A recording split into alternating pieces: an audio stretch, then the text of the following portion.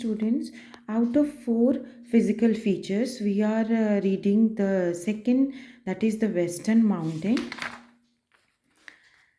ये यहाँ तक हम लोगों ने डन कर लिया था. Now come to this part. The Great Basin is the region is the largest inland drainage. जो ग्रेट बेसिन है वो कौन सा रीजन है? लार्जेस्ट इनलैंड ड्रेनेज, अंतर्देशीय ड्रेनेज जो होता है, जिसमें जो रिवर्स होते हैं वो अपने वाटर को फ्लो करते हैं किसी सी किसी ओशन में.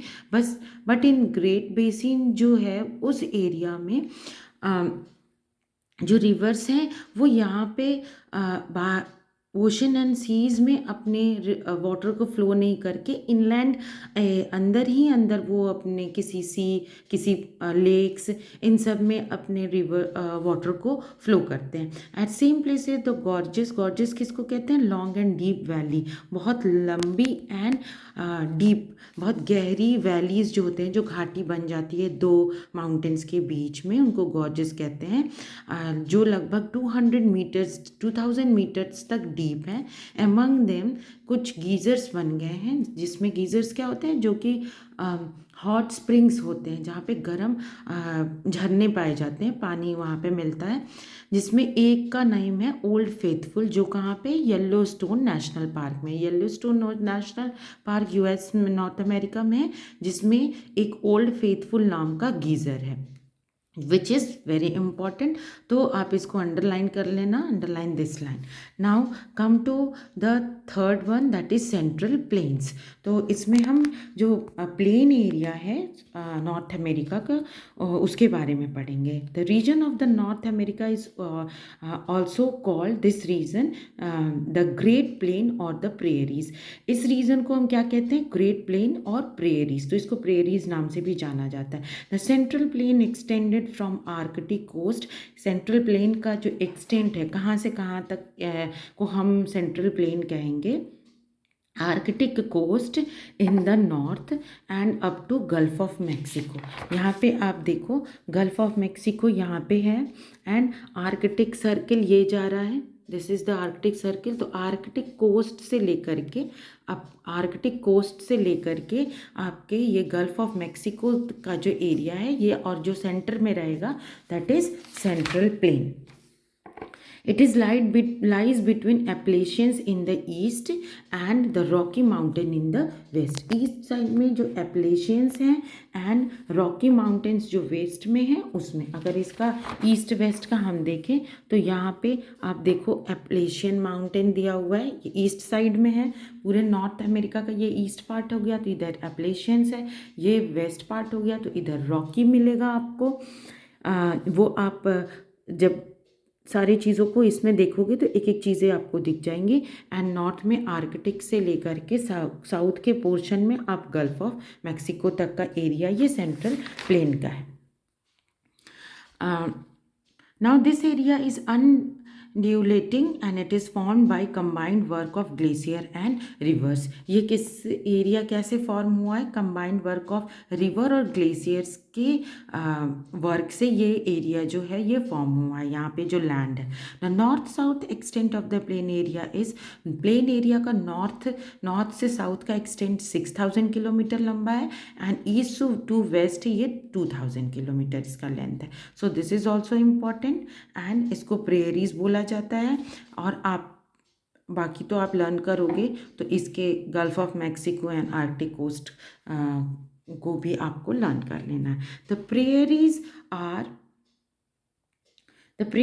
Are flat in the east and rise to about 450 metre towards the west. अगर हम ईस्ट टू वेस्ट की बात करें तो ईस्ट साइड हमारा लो लैंड है, जो हाई लैंड है, थोड़े थोड़े ऊंचे एरिया है ईस्ट साइड में.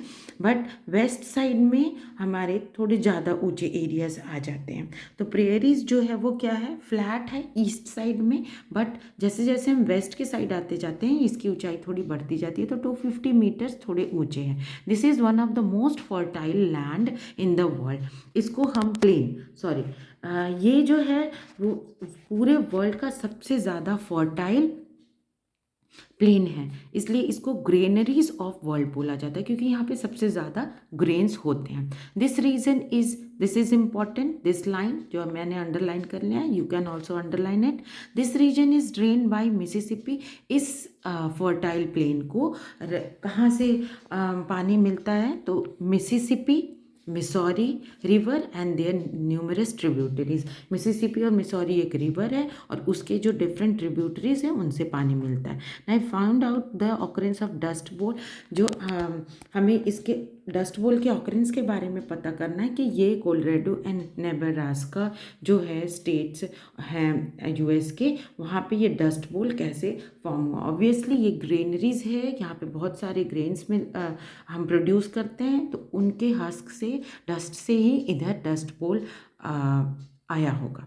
Now the last one is the eastern highland. जो ईस्ट साइड हो गया नॉर्थ अमेरिका का, वो थोड़ा सा ऊंचा एरिया है। उसके बाद एप्लेशियन रेंज, मैंने आपको दिखाया Appalachian mountains along the eastern coast of USA and Labrador plateau towards the north east में लेब्राडोर प्लेटू से लेकर के और एप्लेशियंस रेंज, इनको हम ईस्टर्न हाईलैंड कहते हैं। These are the old fold mountains, ये बहुत ही पुराने फोल्डेड माउंटेन्स हैं।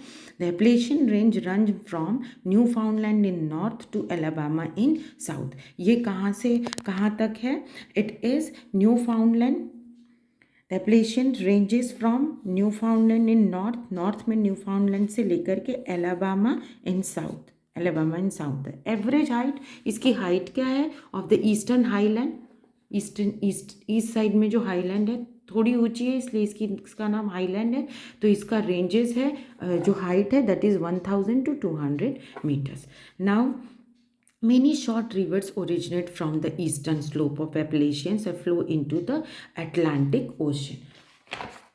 यहाँ पे अटलांटिक ओशन है। आप देखो, हम इस साइड के ईस्टर्न पार्ट के बारे में पढ़ रहे हैं जो कि ये एप्लेशियन माउंटेन्स है। तो इस एरिया में बहुत छोटे छोटे रिवर्स जो थे वो ओरिजिनेट हुए एंड कहाँ फ्लो करेंगे, वो अटलांटिक ओशन में। रिवर्स अपने वाटर्स को फ्लो करते हैं तो वो आके यहाँ पे अटलांटिक ओशन में फ्लो करते हैं। That this is given here, Atlantic ocean. These swift flowing rivers provide suitable sites for the development of hydroelectric project. ये जो है थोड़े से हाईलैंड्स हैं, तो ऑब्वियसली जो हाइड्रोइलेक्ट्रिक प्रोजेक्ट है जहाँ पे हम वाटर यूज़ करके इलेक्ट्रिसिटी प्रोड्यूस करते हैं, थोड़े ऊपर से जब वाटर्स नीचे गिरते हैं तो वहाँ पे हम इलेक्ट्रिसिटी को प्रोड्यूस कर सकते हैं। तो इस एरिया में बहुत सारे हाइड्रोइलेक्ट्रिसिटी प्रोजेक्ट्स बने हुए क्योंकि ये सुटेबल है इसके कंडीशंस के लिए। Towards the south east is the low piedmont plateau which acted as a barrier between the central lowland and coastal area in the past. Piedmont plateau जो एक बैरियर की तरह काम कर रहा है इन लोलैंड्स में। Now come to page number 72। The eastern highlands have many wide ranges with ridges and valley। जो ईस्टर्न हाईलैंड्स है वहाँ पे बहुत सारे वैलीज और रिजेस बने हुए हैं, घाटियाँ बनी हुई हैं। The two main passes in region are at the Gulf of Saint Lawrence in Canada and other found by the Hudson River. यहाँ पे टू मेन पासेज हैं, दर्रा हैं, जो कैसे बने हुए हैं। First one is Gulf of Saint Lawrence जो कि कनाडा में है एंड सेकंड जो है हडसन रिवर ने बनाया हुआ है। ये दो पासेस जो है वो किस हेल्प उन्होंने क्या किया, ग्रोथ ऑफ दो सिटीज़ के ग्रोथ में बहुत हेल्प किया। That is Montreal Canada and New York USA. New York city है यूएसए में, कनाडा में है मॉन्ट्रियल जो उसका सिटी है वो कनाडा में। इन दो सिटीज़ के डेवलपमेंट में इन दो पासेस ने बहुत इम्पॉर्टेंट रोल प्ले किए। Now in second video we study about the case study and lumbering in